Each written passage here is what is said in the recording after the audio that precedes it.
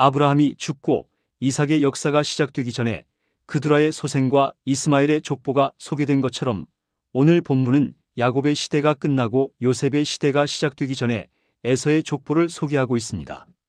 1절에서 19절에는 세일산에 거주한 에서의 후손들에 대하여 기록되어 있고 20절에서 30절에는 호리 족속의 계보를 기록하고 있습니다.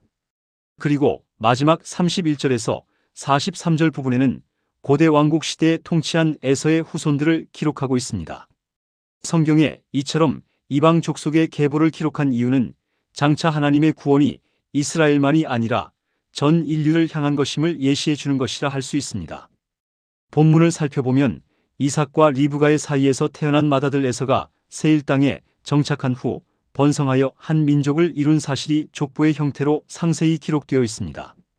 이것은 하나님께서 창세기 25장 23절에서 말씀하신 대로 리브가의 태중에 두 민족이 있다고 하셨던 말씀이 성취되어 감을 의미합니다. 하나님께서 택하신 야곱의 후손도 중요했지만 더 넓은 의미로 에서의 후손 역시 두 민족을 이루신다는 하나님의 예언이었다는 말씀입니다.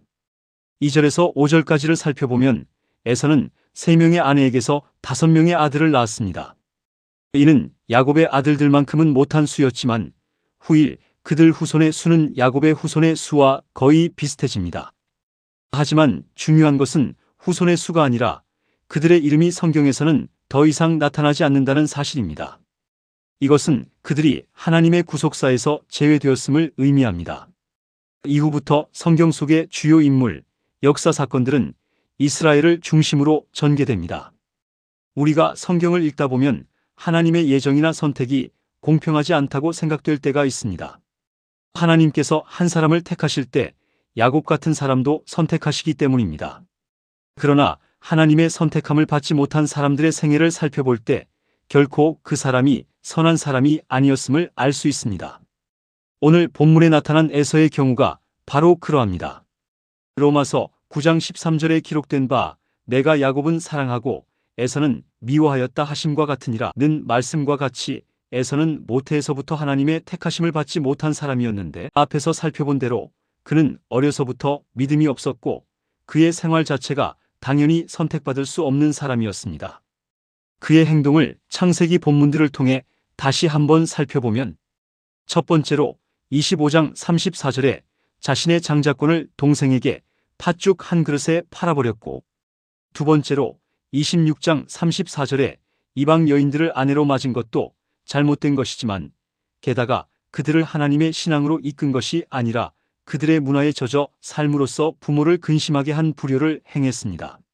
세 번째로 36장 6절에 더욱이 물질이 많게 되자 하나님의 약속하신 땅을 버리고 이방 땅으로 갔던 것 등입니다. 이 모든 것을 살펴볼 때 하나님께서 야곱을 택하신 것도 그 행위가 선했기 때문이 아닌 것처럼 에서를 버리신 것도 그 행위가 선함에도 불구하고 하나님의 예정을 정당화시키기 위해 억울하게 버리신 것이 아니었다는 것입니다. 하나님의 하시는 일은 어제나 오늘이나 그 원칙에 변함이 없으십니다. 오늘 우리가 택함을 받은 것도 나의 공로가 아닌 것처럼 하나님의 택하심을 받지 못한 사람도 선한 사람을 버리신 억울한 일이 아니라는 것입니다. 오히려 불신앙의 사람에서는 하나님의 축복은커녕 자손 대대로 저주를 받아야 마땅함에도 불구하고 하나님께서는 에서의 가문에 복을 주셨습니다. 그 후손들에게 내리신 축복은 바로 오늘 성경 말씀에 기록된 에서의 족보에 잘 나타나 있는데 먼저 자손을 번성케 하여 주셨습니다. 아브라함이 낳은 이스마엘의 경우도 비록 서자였지만 하나님께서 그 자손을 번성케 하셨던 것처럼 에서의 자손도 크게 번성케 하여 주셨습니다. 또한 물질적으로도 복을 주셨습니다.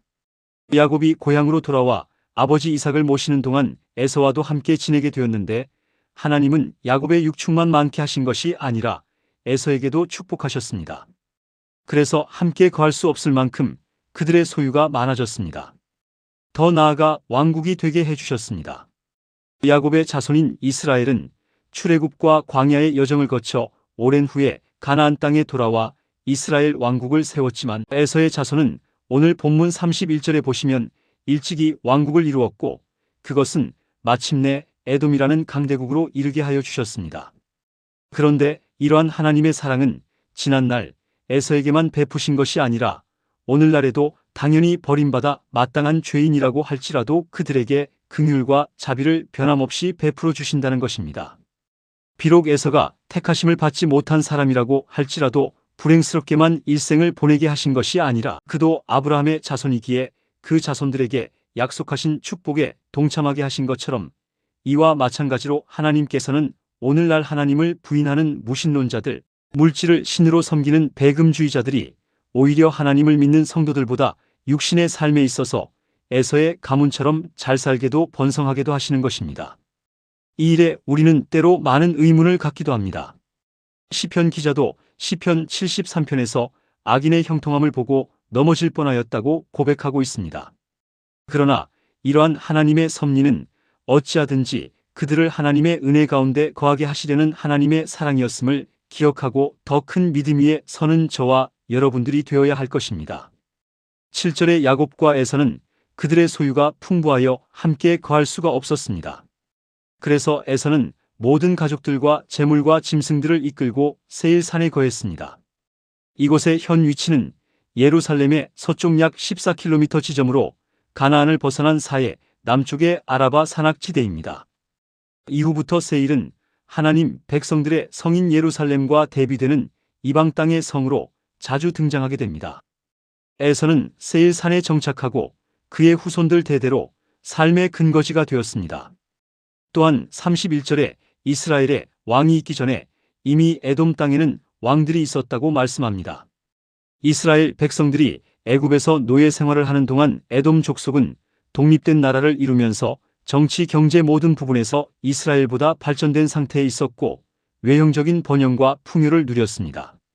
32절 이하에 나오는 왕들은 에돔의 기틀을 닦은 왕들이라고 할 수 있습니다. 그들은 이스라엘과는 비교가 되지 않을 만큼 에돔 왕국을 훌륭히 발전시킨 왕들입니다. 39절에 바알하난과 하달 시대에 와서야 이스라엘의 첫 번째 왕인 사울이 등극하게 됩니다. 이어지는 40절 이하에는 에돔의 왕들에 이어 족장들에 대한 소개가 비교적 소상히 기록되어 있습니다. 하지만 왕들과 마찬가지로 그들의 업적이나 신상에 관한 언급은 찾아볼 수가 없습니다. 다만 어떠한 인물들이 족장이었는가에 대한 소개만이 나올 뿐입니다. 이것은 다음 장에서 시작되는 야곱의 후손들을 중심한 구속사의 전개를 위해 한 시대를 마무리한다는 의미에서 소개한 것으로 보입니다. 말씀을 마칩니다. 창세기 36장은 에서의 후예에 대해서 장황하게 열거하고 있습니다. 이는 창세기에 기록된 마지막 이방 족보로서 장차 일어날 이방 민족들의 침략에 대한 그 배경적인 설명이 필요했기 때문입니다. 에서는 모든 부분에서 야곱보다 나은 조건을 타고났지만 믿음이 없었기에 하나님의 구속의 은혜에 속하지 못했습니다. 이러한 에서의 삶을 바라보면서 스스로의 믿음을 다시 한번 돌아보는 오늘 하루가 되시기 바랍니다. 기도하겠습니다.